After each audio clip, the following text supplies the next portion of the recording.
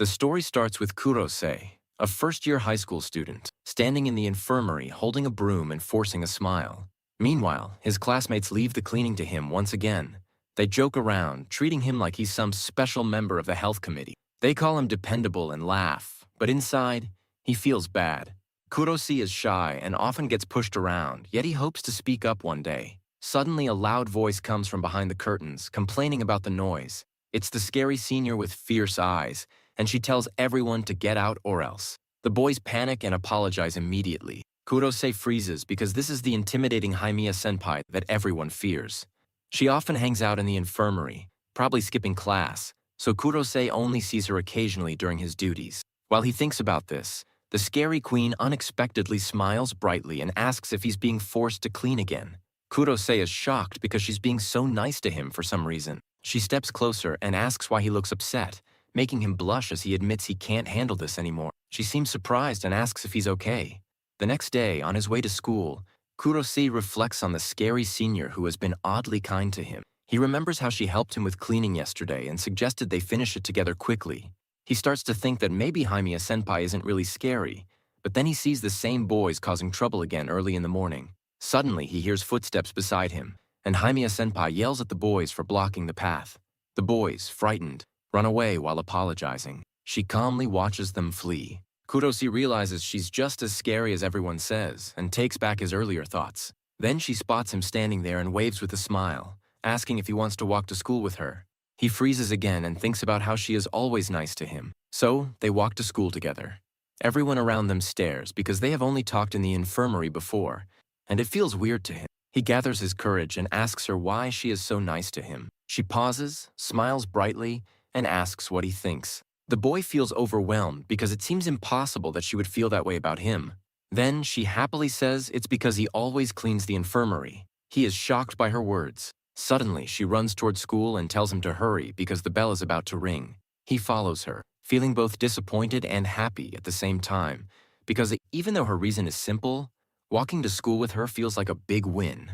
On the way to school, Himiya senpai suddenly sees a cat sleeping by the road and excitedly calls him to look at it. He smiles and agrees that the cat is cute. Suddenly, two boys rush past and bump into him hard, knocking him to the ground.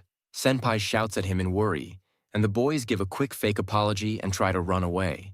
The senpai, like a walking threat, grabs one by the collar and makes them apologize properly with her scary glare. The boys panic, give a real apology, and run away again. Kurose tries to brush it off. He thinks that Himiya senpai is really scary after all. She turns to him and asks if he is hurt, and he laughs nervously while saying she doesn't need to worry. But she sees his scraped hand and is shocked when she notices it's bleeding a little. She quickly takes him to a nearby park so he can wash it. Kurose rinses his hand under the tap and screams in pain while the pretty senpai looks for something. She finds bandages and tells him to sit down so she can take care of him. She carefully takes his hand and puts on the bandage. She says it seems painful, and he yells from the sting. Inside, he feels even more embarrassed because her hand is so soft. Her face is really close, and the whole situation feels intense. Kurose feels like he's sinking into puberty when Senpai's eyes lock with his as she finishes wrapping his hand.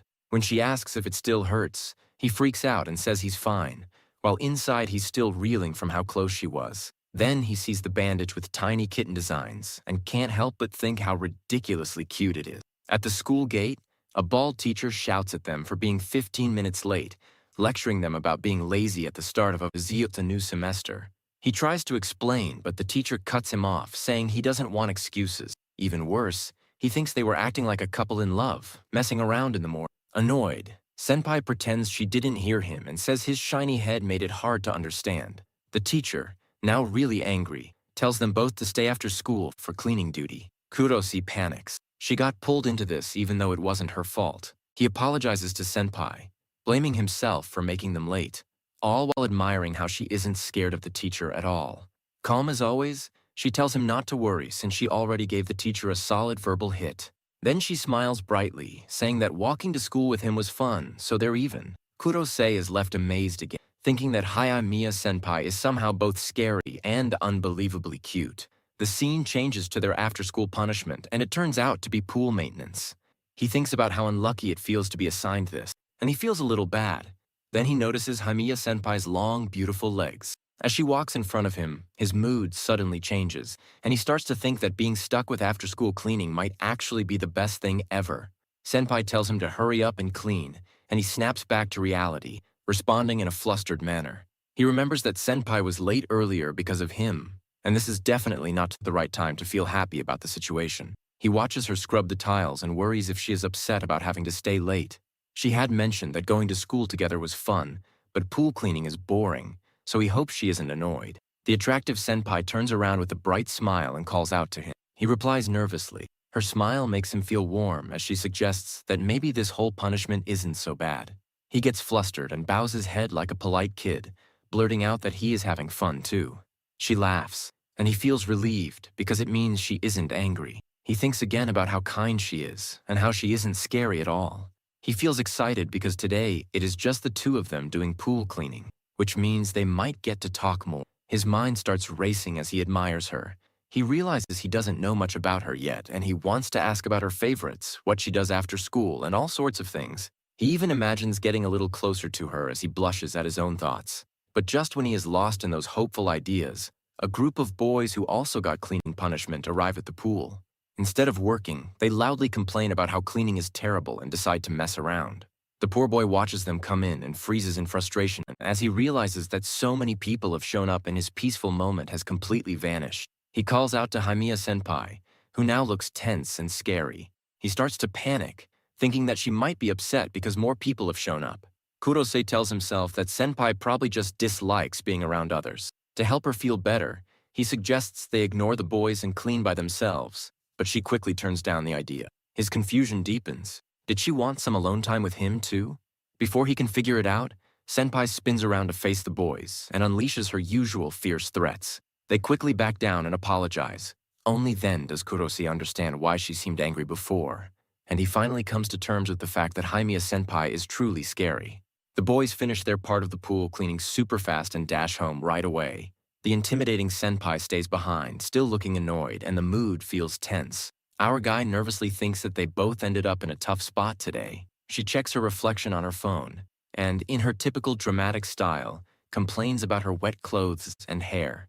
He worries that she might actually consider filing an emotional distress claim because she sounds so serious. She calmly accepts the situation, ties her wet hair back with confidence, and takes off her jersey. To him, the sight is almost heavenly. After that, she decides to change her mood and concentrate on cleaning. Her wet clothes start to become a little see-through. Kurse notices this and panics inside. He quickly looks away, feeling his mind melting as he has no clue where to focus. He is scared she might think he was staring and imagines that he wouldn't survive her wrath. In a rush, he takes off his jersey and offers it to her to cover up. At first, she looks confused. Then she shields herself with her hand and realizes why he did it. She awkwardly thanks him for being thoughtful and admits that it was a nice thing to do. Kurose tells himself that it's not a big deal, just a little sweaty, and at least they're okay for now. The senpai wraps herself up with his jersey, pulling it up to her nose, and tells him to hurry up and finish cleaning. She asks him to get the bucket, and he nods, thinking that after everything, he's finally alone with her. She beams as she rushes to work, and he can't help but think how adorable she looks. Still, his thoughts wander back to earlier. What did she mean by that, "It's not it"? He nervously calls out to her, asking what she meant before the water splashed on her. She holds the brush in his hands and smiles like a goddess, teasing him that it's still a secret. He protests, shocked and frustrated. She stays quiet, then playfully nudges him with the brush, telling him to hurry and finish. They keep cleaning, enjoying the moment. She sprays him with the water pipe, and he yells while she laughs, clearly having a great time. Later, the panicked boy stands in front of the infirmary door, thinking that cleaning with Himiya senpai was really fun. The changing room is locked and no one is around at this time. So he decides to go into the infirmary for changing. But when he opens the door, he's shocked to see her changing. His eyes go wide and he quickly apologizes before shutting the door. As he tries to run away, Himiya senpai calmly puts a hand on his shoulder. She warns him to forget what he just saw. He yells in fear that he will, but deep down he knows he can't. The scene changes to the next day when Kurose walks down the school stairs with his books. He thinks that he can't forget what happened yesterday. He rushed home after that incident and has no idea what expression to make when he sees Himiya senpai again. Suddenly, he freezes when he spots her in front of him. She's wearing a hoodie and looks really scary. That's Himiya senpai, just as scary and intimidating as always. They walk past each other, and Kurosi thinks he should at least say something. He tries to calm himself down, telling himself to do his best to greet her. He nervously says good afternoon, but she completely ignores him. She doesn't respond and continues walking next to him towards the stairs. Fear floods Kurosi's mind. She's really upset about yesterday, and this is the worst. He thinks about how beautiful she is and feels disappointed, remembering that he had hoped they might have gotten closer. Later, while sitting in class, Kurosi looks sad and wonders if he has been misunderstood in some way. The cute MC thinks to himself that after all, he's just a health committee member and doesn't really have a connection to Senpai. He still can't figure out why the famous scary Senpai is nice to him. It feels unclear and confusing. He recalls her asking if he always does the infirmary clean. No matter what she thinks of him, he knows he needs to apologize properly for making her uncomfortable. He walks to the infirmary, holding the door, wondering if she's in the nurse's office like usual. He sees her sitting there on her phone, and his heart skips a beat. He nervously calls out to her, and she replies in a cute, teasing tone, asking if he's cleaning again today. He's shocked and wonders what's up with her. Stammering, he tries to explain what happened yesterday and asks if she's mad because she didn't respond to him in the hallway. She looks tired, adjusting her glasses, and explains that she forgot her contacts, had her earphones in, and probably didn't notice him. Poor MC is too relieved to say anything. She apologizes for making him worry, and he feels happy that things are back to normal. She calmly says, "Yesterday was an accident, and not your fault." The angry queen teasingly adds that if he doesn't forget it, she'll kill him. Kurosi feels relieved that everything is back to normal. He confesses he was scared she might start disliking him just when they were finally becoming closer. She giggles, playfully teasing him for being so worried about that idea. Kurosi hides his face, embarrassed, insisting that's not true, even as she keeps laughing. The next day, on the way to school, the soft bean MC hears other students chatting excitedly. They talk about a Rhine message and how funny the video was. Kurose thinks about Rhine and checks his phone. As he thought, he has no one to message, just family alerts and coupons. He realizes he still hasn't made any friends since starting high school. He remembers Senpai but quickly shakes off the thought, reminding himself he doesn't know how she feels, and the idea of asking for her contact info makes him anxious. He imagines her teasing him, asking why he wants her contact info. He wonders what kind of Rhine user Haimiya Senpai is. Maybe someone who leaves messages unread, gives a cold shoulder, or completely ignores people. Suddenly, he panics when he feels someone next to him. It's Haimiya Senpai. She says good morning and asks if they should walk to school together. Kurose feels his heart race at how cute they look together. And of course, this happens right when he's thinking about her again. After the incident in the changing room yesterday, he keeps replaying everything in his mind. But now she shows him something funny on her phone and laughs so much that he realizes she doesn't hate him at all. She treats him like any other acquaintance, so asking for her contact info should be normal too. With that thought, he clenches his fists, trying to pump himself up. Then she casually asks if he wants to exchange Rhine. He stops in his tracks. She thinks his quietness means he doesn't want to, and her face changes right away. Feeling anxious, he quickly says that it's not like he really wants to. Deep down, he can't believe he's actually trading Rhine with Senpai. She even reminds him that last time during pool cleaning, he left too quickly and she couldn't reach him. Plus, since they're friends, they should definitely share contacts. The word friends feels like a warm hug to him. He's so excited he can hardly contain himself. They swap Rine with a little ding and she laughs. Senpai sees he doesn't have an icon. He's shy, but also really happy. Now he has Haimiya Senpai's Rhine. He even sees her first name Mio for the first time and he blushes because it's adorable, soft, and just right. But when he looks up, she's the one turning red now. He asks her what's wrong and she brushes it off, urging him to hurry. Then she playfully slaps the top of his head and he stumbles. It's a mix of pain and joy. The scene changes to Kurose walking down the hallway the next day, and he hears two boys talking about Haimiya Senpai.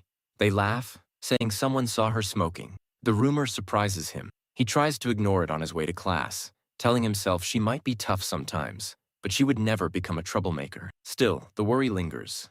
He goes to the infirmary and asks a teacher if Haimiya Senpai stopped by. She casually mentions that Mio was in the courtyard. Kurose gets even more anxious as he rushes outside, repeating that it's probably just a silly rumor. But as soon as he steps into the courtyard, he stops dead.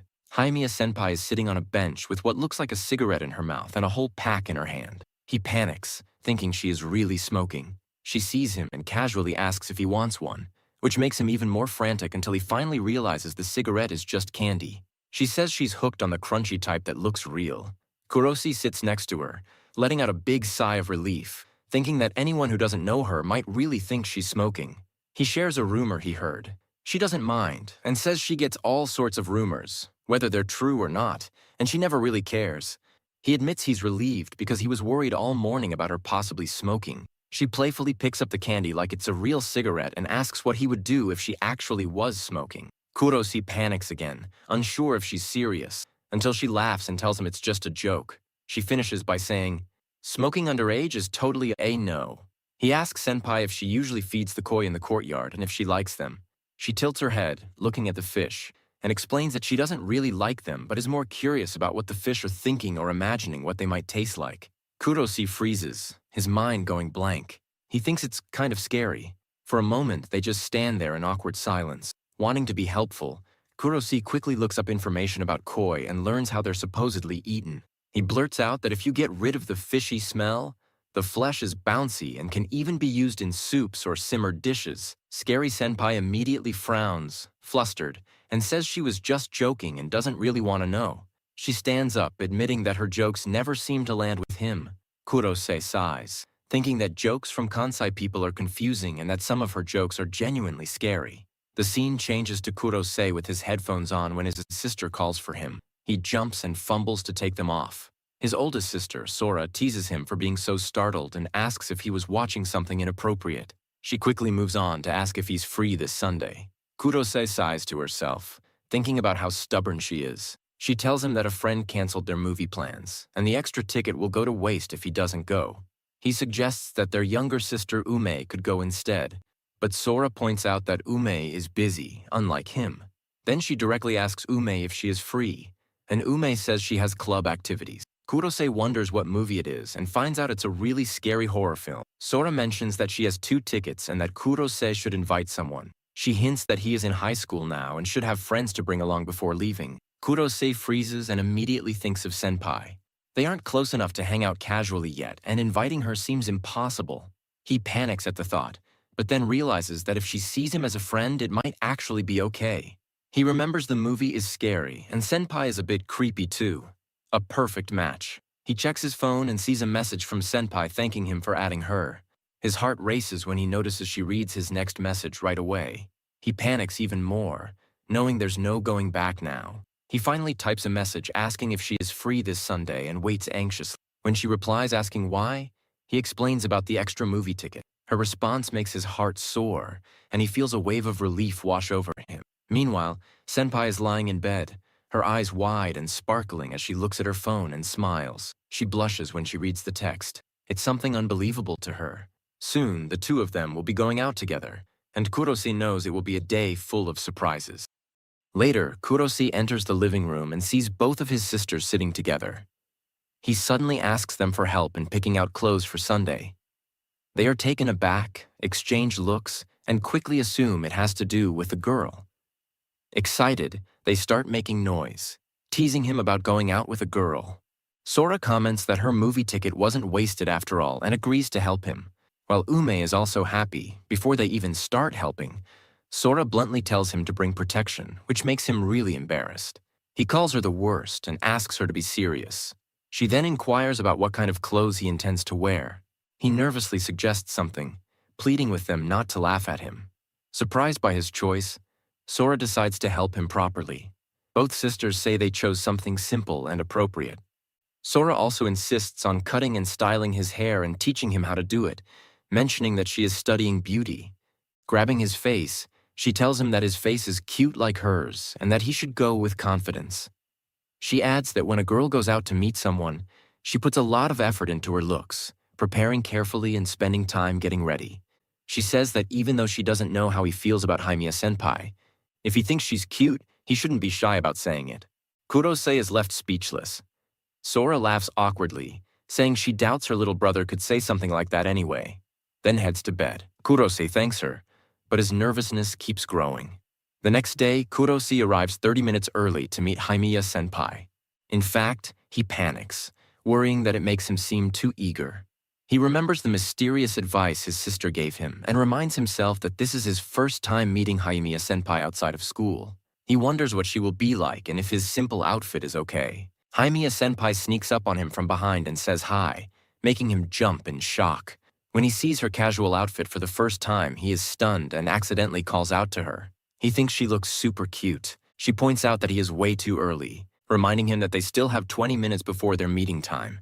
He starts sweating and tries to explain, then awkwardly mentions that she is early too. She makes an excuse, saying she misread the train schedule, and suggests they start heading out since she has been looking forward to today. Kurosei's face turns bright red. As they stroll through the city, Kurosei can't help but stare at her casual clothes. It's his first time seeing her like this, and she looks so mature and beautiful. He wonders if it's really okay for someone like him to be walking next to her. Trying to avoid any awkwardness, he keeps the conversation going by asking if she usually watches movies. She stays quiet for a moment before giving a vague answer. He then asks if she goes out often on her days off, and she replies that she mostly stays home. He mentions that he is excited about the movie, but she doesn't say anything back. The conversation feels pretty dull, and somehow Haimiya-senpai's vibe has become noticeably scarier for some reason. She apologizes and says she needs to go to the washroom. Kurosei immediately starts to panic, wondering if he did something wrong. Even though not much time has passed, he begins to overthink, fearing that maybe she didn't really want to go to the movies with him after all. He can't focus on the movie anymore. When he looks over at Haimiya-senpai, he sees that she has been quiet the whole time and wonders if she is okay. Suddenly, a jump scare happens on screen, and Kurosei realizes that the movie is actually really scary. When he glances at Haimiya-senpai, he notices that she is shaking. She is trembling in fear, whispering something to herself. Kurosei starts to think that she might not be great with horror films. Suddenly, she grabs his hand tightly, calling out his name and confessing that the movie might be too intense for her. Surprised, he asks if they should leave, and she agrees. They hurry out of the theater. Kurosei checks in on her, seeing that she appears stressed. She apologizes for leaving in the middle of the film and insists that she will pay for the ticket. He quickly reassures her that it's okay. He also says sorry for inviting her without realizing she struggles with horror movies. She comforts him, saying it's not his fault. Then, he suddenly asks why she decided to come today, and she looks shocked by the question. She responds that she wanted to come and wonders if that's a problem. Kurosei's face turns bright red as he admits he's happy she came. She tries to stand up, saying she's probably just feeling down today and got scared. She adds that it wouldn't feel right to leave halfway through. Then she asks if he wants to hang out afterward. He eagerly agrees, and she expresses her happiness about that. Together, they decide to leave. As they walk, Kurosei thinks about how surprising and cute it is that Haimiya-senpai isn't good with horror movies. Kurosei then asks where they should go next. Haimiya-senpai mentions a plushie she's curious about and asks if they can stop by the arcade. He agrees. Before they head there, he tells her he needs to use the restroom for a moment and checks if she'll be okay waiting alone. She assures him she will be fine. Afterward, Kurosei washes his hands and thinks about how much fun he's having. A lot has gone down, but it really seems like they are genuinely spending time together. More importantly, Haimiya-senpai seems different from how she usually is. He remembers one of the tips his sister shared with him and realizes just how tough the emotional barrier is. As he heads back, he suddenly spots two guys crowding around Haimiya-senpai. One of them asks for her Instagram, and she bluntly tells him to shut up and die. Kurosei freezes, realizing that she is being harassed. He also notices how beautiful she is and how much she stands out, which makes it no surprise that she gets hit on a lot. Determined to help, he starts moving toward her. The boys keep at it, saying she's cute and insisting they should swap contact info. She asks why she should give her number to strangers she doesn't know, and tells them to leave her alone. Before Kurosei can even reach her, he realizes that she is just as intimidating as ever in this situation. The boys look confused by her response. One of them puts a hand on her shoulder, asking why she has such an attitude. The other one questions if she is looking down on them, and she sharply tells them not to touch her. Kurosei hesitates, feeling overwhelmed and panicking, unable to move his legs as fear grips him. He wants to shout out to her, but he can't bring himself to do it. Suddenly, he sees fear in her eyes as she starts trembling. In that moment, he pushes himself forward and steps between her and the boys, demanding to know why they are touching her. Haimiya-senpai looks surprised that Kurosei is stepping in to defend her. The boys laugh at him, calling him a kid and asking if he is her little brother. Kurosei finds himself in a tough spot. He quickly whispers to Haimiya-senpai that they should run on the count of 3. Before she can fully understand what he's saying, he moves, and they start running away together. One of the boys yells after them in frustration, insisting he didn't even want her Instagram and that he was only interested in her body. They also throw insults at her, calling her ugly. Those words freeze Kurosi in his tracks. Himiya-senpai turns back, confused, and asks him what's wrong. Kurose suddenly yells at the boys, telling them that throwing insults just because they were rejected is pathetic and lame. The boys look visibly shocked. Himiya-senpai glances at Kurose in surprise, asking what's going on. He tells her that the way they've been talking for a while now makes him really angry and that he couldn't stay quiet anymore. Hearing this, she smiles and joins in, shouting at the boys that they are fools who should die and demanding to know who they think they are calling ugly. She is clearly furious. Then she turns to Kurose with a smile, saying she had to say at least that much. Kurose smiles back. Realizing the boys might chase them, they decide to run away again, laughing as they escape together. Later, in a different spot, Kurose asks Himiya-senpai if she's really okay after being touched by those boys. She admits it was a bit scary, but says she's fine now.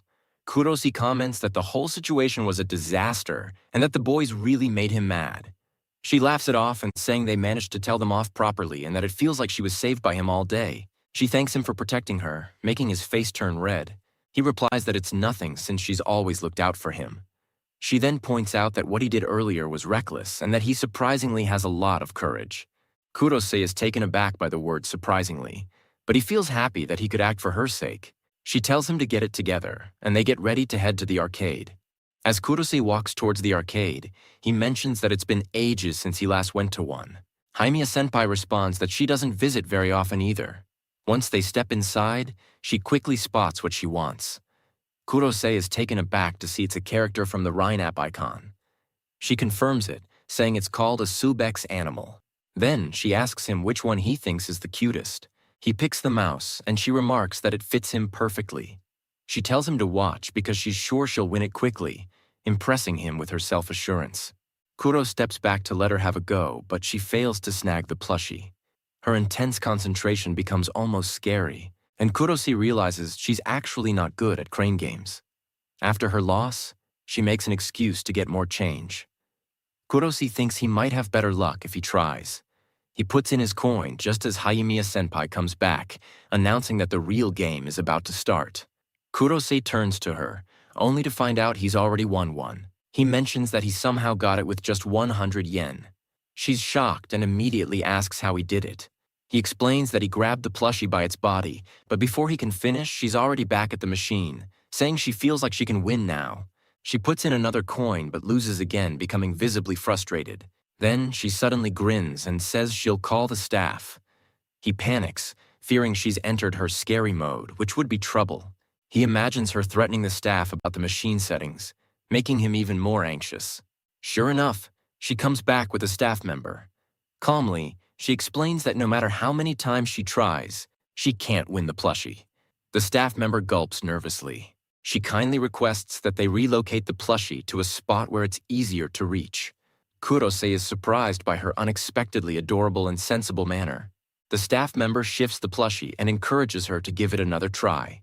She expresses her gratitude politely. This time, she successfully secures the plushie and lights up with joy, remarking on how cute it is. She then chooses to give it to Kurose, explaining that since he mentioned the mouse was cute, he should have it. Surprised, he inquires if she is certain. He then tells her that he won his plushie for her and proposes that they swap. She happily agrees, and Kurose feels relieved that they both ended up winning something. With her cheeks flushed, she points out that they now have matching plushies. Kurose can hardly believe they own matching items. As they stroll along, Himiya-senpai comments on how swiftly the day has gone by. He notices that it has already become dark outside. So much has happened, and he wonders if she is genuinely okay and if she had a good time. She thanks him for the invitation and says she had a blast. Kurose feels an overwhelming wave of happiness. When she asks why he has gone silent, he confesses that he had a lot of fun too, and that many unexpected things occurred. He goes on to say that unlike him, she can express her feelings openly and that she saved him, a person without friends. He acknowledges that this might just be his viewpoint, but to him, she is a cool and incredible senpai. He adds that spending the whole day with her made him realize there are aspects of her that differ from his usual perception. She asks if he means that in a positive way, and he quickly reassures her that he does. He admits that even though he finally became friends with her, he still doesn't really know her, her personality, or even why she's nice to him. Senpai listens quietly, then smiles and says that it's only natural. He smiles back, but he's still confused. Suddenly he remembers the advice his sister gave him and realizes he hasn't complimented her yet. Just then she checks her phone and says her train is coming. Kurose feels a lot of pressure. It's now or never. Gathering his courage, he tries to tell her she looks cute today, but the words just won't come out. Instead, he ends up saying he's glad they got something cute, the plushies. Himiya-senpai looks at him, confused. Kurose feels pathetic and cowardly. He knows that a shy person like him can't easily express his feelings. Frustrated with himself for thinking he had changed, he wonders what made him believe he could say something so bold. Just like his sister predicted, he couldn't do it. Himiya-senpai says she's leaving and waves goodbye, telling him she'll see him tomorrow. Kurose watches her walk to the station, painfully aware that he missed his chance to speak. Ever since he started school, Kurose has been alone. It's not that he was bullied or had no friends. He just thought his 3 years would go by without anything happening. But maybe things are different now. There's someone who says, "See you tomorrow" to him. He feels himself changing little by little and believes that since there's a future ahead, all he can do is keep moving forward. On the train, Himiya-senpai checks her phone and sees a message from Kurose thanking her for today and wishing her a safe trip home. When she gets home, she unlocks her door and collapses onto her bed, holding the plushie Kurose gave her. Her face turns bright red as she smiles happily.